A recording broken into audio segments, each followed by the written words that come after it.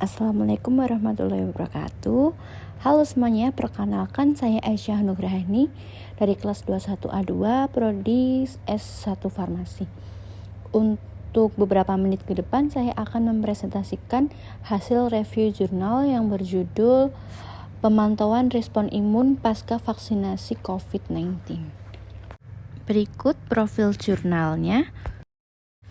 Jadi hasil dari review jurnalnya, SARS-CoV-2 adalah penyakit infeksius dan menular di mana sebagian besar pasien mengalami gangguan sistem pernafasan. Penyakit ini dapat disembuhkan karena adanya sistem kekebalan tubuh yang dimiliki oleh penderita itu sendiri. Namun, terkadang terdapat kondisi yang memerlukan penanganan medis. Dalam mencegah penyebaran virus tersebut, para ilmuwan mengembangkan vaksin pertama untuk melawan COVID-19. Sampai pada akhirnya lebih dari 80% dari populasi yang berumur 5 tahun telah memiliki jadwal imunisasi vaksin lengkap.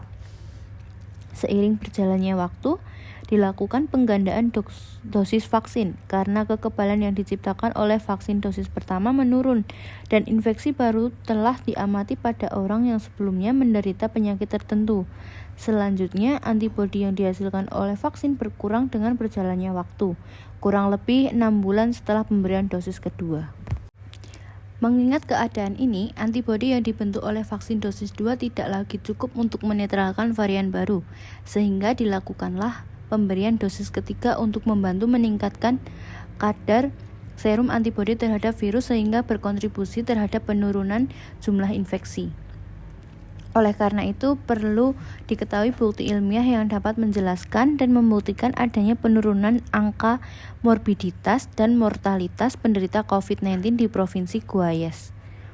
Penelitian ini merupakan studi lapangan deskriptif non-eksperimental, prospektif dan cross-seksional yang dilakukan selama periode November 2021 hingga Maret 2022 hingga selama pandemi varian Omicron.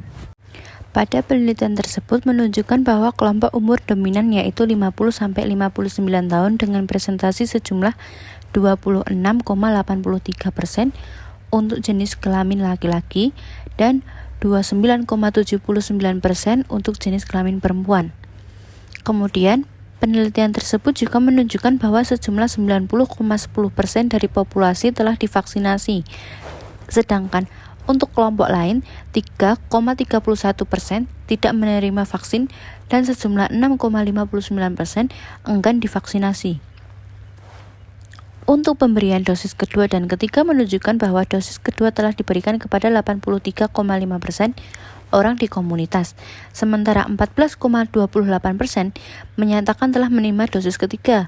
Kemudian sejumlah 3,04% mengalami sakit seperti demam dan efek samping lainnya setelah menerima dosis pertama. Lalu sejumlah 2,63% mengalami sakit setelah pemberian dosis kedua dan tidak ada dari mereka mengalami sakit setelah menerima dosis ketiga. Uji klinis pada vaksin yang digunakan telah menunjukkan bahwa telah secara signifikan mengurangi COVID-19 pada individu yang telah divaksinasi.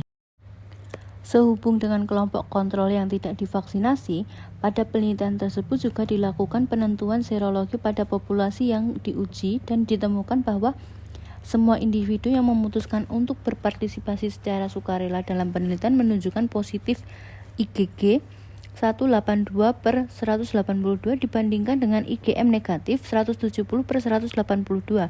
Perlu diketahui juga 9 dari subjek telah menerima 1 dosis, 8 menerima 2 dosis, dan 3 menerima 3 dosis booster.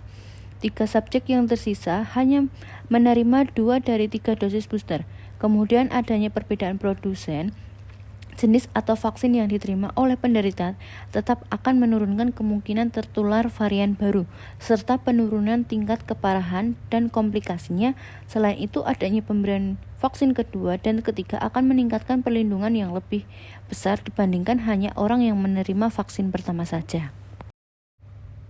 Untuk kesimpulan dari jurnalnya, jadi tujuan dari penelitian tersebut adalah untuk mengevaluasi efektivitas vaksinasi penduduk Paris El Recreo yang terletak di Daules Canton, Provinsi Guayas, Ekuador.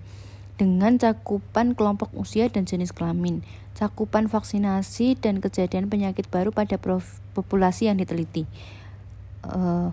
Bahan dan metode yang digunakan dalam studi ini adalah studi lapangan deskriptif non-eksperimental, prospektif, cross-seksional. Itu dilakukan selama periode November 2021 hingga Maret 2022 selama pandemi varian Omicron selesai. Berikut daftar pustaka yang saya ambil. Sekian presentasi dari saya. Kurang lebihnya mohon maaf. Billahi taufiq wal hidayah. Wassalamualaikum warahmatullahi wabarakatuh.